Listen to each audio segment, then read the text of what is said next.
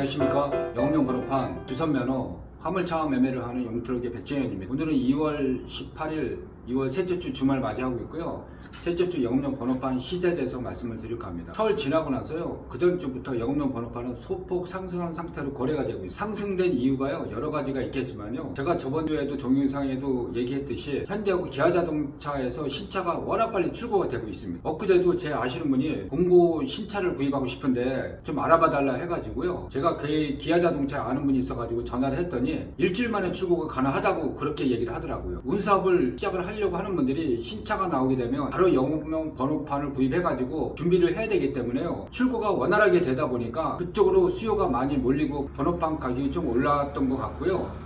저희가 볼 때는 신차 수요가 어느 정도 줄어들 때까지는 당분간은 영업용 번호판 자체가 좀 오르지 않을까 하는 그런 생각은 듭니다. 저희가 그 번호판을 매입을 하다 보면 거기에 그 차량이 다 100% 붙어 있지 않겠습니까? 근데 차량을 거의 저희가 50% 가까이 매입을 합니다. 물론 운송사업 용달을 했던 차들이기 때문에 대체적으로 키로수는 많은데요, 키로수가 많아도 정말 상품 가치가 있는 것들은 저희가 상사 매입을 해가지고 판매를 하고요. 그러지 않은 차들이 있습니다. 키로수가 30만 이상 넘어간다 그러면 상사에서 매입을 해가지고 팔기가 정말 힘들더라고요. 또 안 팔리게 되면 그만큼 재고로 쌓이게 되고 나름대로 그 애로사항이 있기 때문에 일부는 수출로 팔기도 하고요. 정말 상태가 좋고 양호한 차들은 제가 그 차를 개인적으로 매입을 해가지고 개인적으로 이전을 해놓습니다. 제가 왜 이 얘기를 하냐면요, 저희같이 번호판을 거래하는 사람들을 좀 알아놓으면요, 나중에라도 정말 싸고 좋은 차를 구입할 수 있다는 그런 그 차원이기 때문에 말씀을 드리는 거니까 참고로 알고 계시면 될 것 같고요. 제가 갖고 있었던 차가 3대가 있었는데요, 3대가 어떤 차종인가 제가 말씀을 좀 드릴까. 첫 번째 차는요, 봉고 1톤이고요 2017년식이고 오토고 키로수가 42만인가 그랬고요, 윙바디였습니다. 엔진하고 미션은 너무 좋더라고요. 그리고 또 외장도 너무 깨끗하고. 그런데 키로수가 많다는 그 사실만 갖고도 매입하기가 좀 꺼림직스러워 가지고 제가 개인적으로 앞으로 해놨다가 마치 아시는 분이 전화가 왔더라고요. 좀 싼 차 윙바디를 하나 구해달라. 그래서 제가 그 차를 안내를 좀 해드렸습니다. 그래가지고 엊그제 제가 손님한테 지점까지 다 해가지고 갖다 줬는데요, 그분이 전화가 왔더라고요. 키로수가 많아가지고 걱정을 했는데 차가 너무 좋다, 너무 마음에 든다, 그리고 가격이 쌌기 때문에. 그래서 하는 얘기가 이런 차가 있으면 차를 2대 이상 더 구해달라, 그렇게 얘기를 하더라고요. 그분이 쌀하고 김치 도매를 하고 있거든요. 그래서 물론 제가 차 자체는 갖고 있지 않았기 때문에 그러면 나오게 되면 다시 또 연락드리겠다, 일단 그랬던 거고요.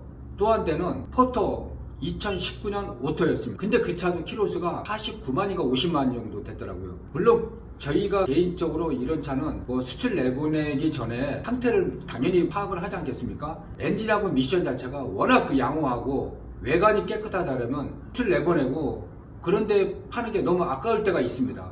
그래서 그 차도 제가 갖고 있다가 며칠 전에 번호판을 사려고 저희 사무실에 방문했던 분이 이런 얘기를 하더라고요. 조금 저렴하게 차를 살 수 있는 방법이 없냐. 뭐 방법이라는 게 있겠습니까? 중고차를 좀 싸게 사는 그런 방법 말고는.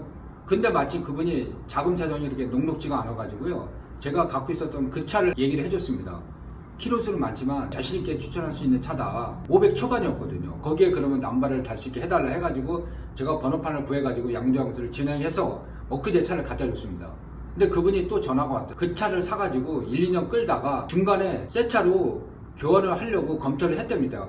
그런데 며칠 끌고 다니다 보니까요, 차가 너무 마음에 들고 엔진하고 미션이 좋기 때문에 굳이 새 차로 바꿀 필요가 없겠다, 그러면서 나한테 고맙다고 그런 얘기를 해주더라고요. 그리고 또 어떤 차였냐면요, 한 대는 2018년식 냉동 탑차였어요. 물론 그것도 키로수는 많았어요. 근데 그것도 아시는 분이 차가 필요하다고 그래가지고 제가 연결을 해가지고 그분한테 안내를 좀 해줬거든요. 근데 아직 결정은 안 됐는데요, 그분이 엊그제 사무실에 오셔가지고 그 차를 한번 시운전을 좀 해봤습니다.